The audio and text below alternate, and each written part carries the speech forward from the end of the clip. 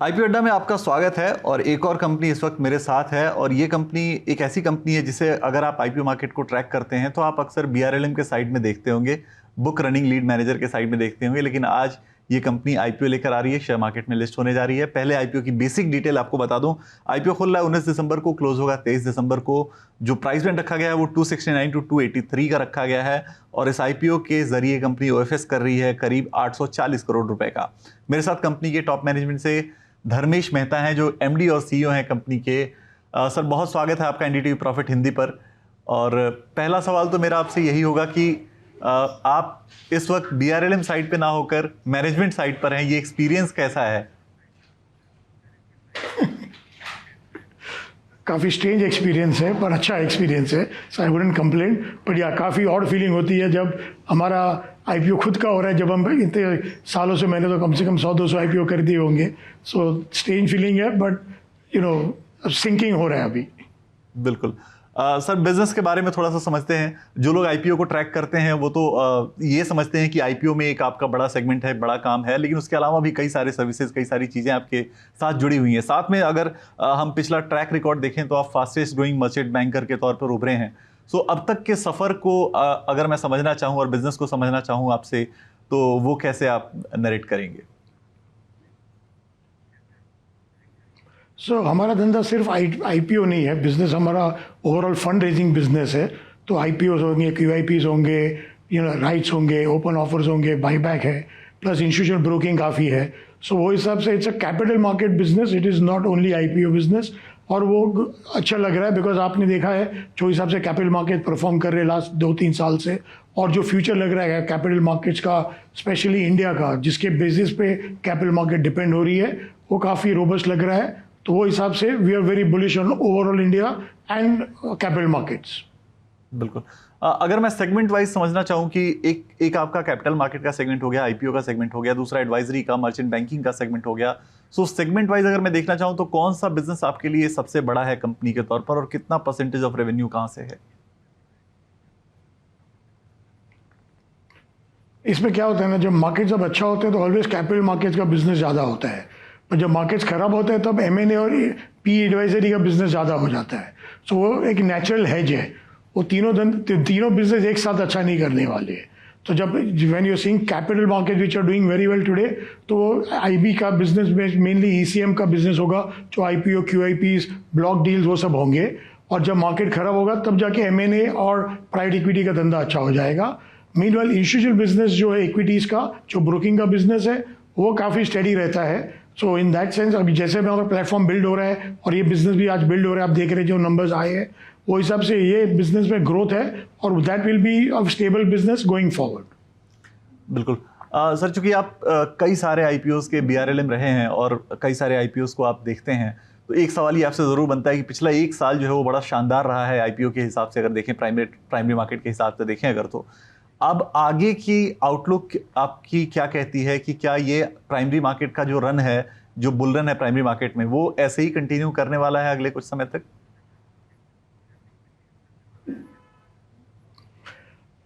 मैं overall India story पे ज़्यादा बुलिश हूँ। तो अगर मेरे इंडिया अच्छा लग रहा है, जो चाइना प्लस वन जो अपॉर्चुनिटी इंडिया को मिला है, और जो कॉर्पोरेट एंटरप्रेन्योर सब उसके एडवांटेज ले रहे हैं, ये बिजनेस करने के लिए इनको कैपिटल चाहिएगा, और ये कैपिटल इवेंचुअली इनको मार्केट से आके ही लेना पड़ेगा।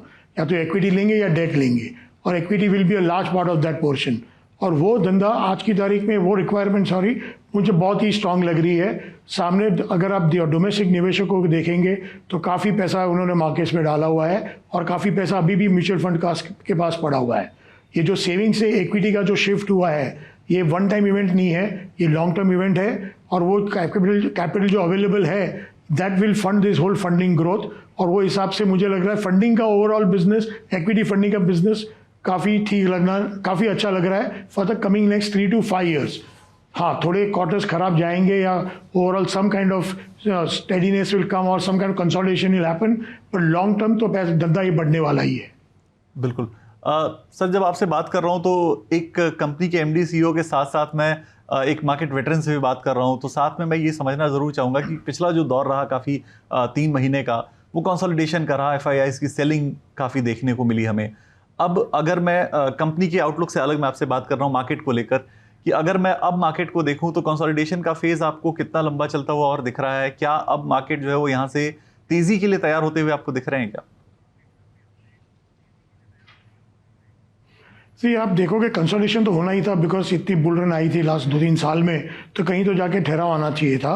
बट और हमारे साथ हमारे पीछे 2 बड़े इलेक्शन थे, स्टेट इलेक्शन थे, इतना बड़ा नेशनल इलेक्शन हो गया, यूएस इलेक्शन था, सो लॉट ऑफ अनसर्टेनिटीज भी थे मार्केट में, जिसकी वजह से थोड़ा मार्केट को कंसोलिडेट होना जरूरी था।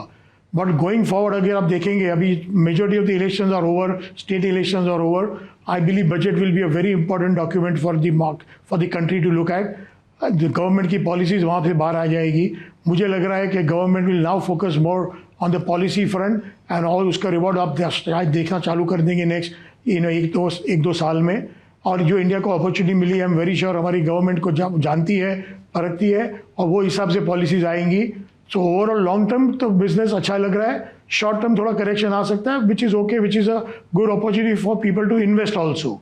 गिरावट आएगी तो लोग खरीद सकेंगे, तो थोड़ी वो गिरावट आए वो अच्छा ही था जो हो चुकी है मार्केट में। बिल्कुल। एक सवाल अब वापस लौटते हैं आईपीओ की तरफ। डैम कैपिटल को लेकर मैं एक सवाल पूछना चाहता हूं, क्योंकि कई निवेशक अब आपकी कंपनी में आएंगे जो शेयर होल्डर बनेंगे आपके इस आईपीओ के बाद, तो वो निश्चित तौर पे आपसे ये सुनना चाहेंगे कि ग्रोथ के क्या ट्रिगर्स होंगे आपकी कंपनी के लिए, जो अब कंपनी को यहाँ से आगे लेकर जाएंगे। निश्चित तौर पे एक मार्केट का पार्ट है कि मार्केट ग्रो कर रहा है, वो एक रहेगा ही। उसके अलावा आप बिजनेस के फ्रंट पर और क्या क्या चीज़ें कर रहे हैं, क्या नए आयाम आप खोज रहे हैं जिसकी वजह से मार्केट में कंपनी आपकी आगे और ग्रो करेगी? तो जैसे हमने लिखा है हमारे प्रोस्पेक्टस में कि हम आगे जाके एआईएफ का धंधा करेंगे, पीएमएस है, फिर हम रिटेल ब्रोकिंग भी देख सकते हैं, हम ग्लोबल टाइप भी कर सकते थे हमारे एमएनए बिजनेस के लिए। सो काफ़ी और एवेन्यूज है ग्रो करने के लिए, और हमारा जो एग्जिस्टिंग धंधा है वो भी अच्छी तरह से ग्रो हो रहा है। हम एक चीज़ अश्योर कर सकते हैं कि हमारी बैलेंस शीट कोई भी रिस्क एपिटाइट के लिए तैयार नहीं है, तो हम कोई भी बैलेंस शीट रिस्क नहीं लेने वाले हैं। जो भी करेंगे वो बिजनेस बिल्ड करने के लिए बैलेंस शीट यूज़ करेंगे, और अगर ज़्यादा पैसा रहेगा तो वो कैश इन्वेस्टर को वापस कर देंगे। बट क्लियरली फोकस इज कि एंसिलरी बिजनेस भी बढ़ाए, और जो करंट धंधा है उसमें और मार्केट शेयर गेन करें। बिल्कुल। बहुत शुक्रिया धर्मेश सर, आज आपने समय निकाला और एनडीटीवी प्रॉफिट हिंदी से बात की। आईपीओ के लिए आपको ढेर सारी शुभकामनाएं, और आज जुड़ने के लिए बहुत सारा धन्यवाद भी आपको। Thank you so much, thank you. IPO की बेसिक डिटेल मैं दर्शकों को एक बार फिर से बता दूं कि आईपीओ खुल रहा है 19 दिसंबर को, 23 दिसंबर को क्लोज होगा। जो प्राइस बैंड रखा गया है वो 269 से 283 रुपए का रखा गया है, और इस आईपीओ के जरिए कंपनी ओएफएस कर रही है 840 करोड़ रुपए का। और कंपनी के मैनेजमेंट से हमने समझा कि बिजनेस क्या है और आगे के लिए वो क्या प्लान कर रहे हैं, कैसे वो कंपनी को आगे लेकर जाने वाले हैं।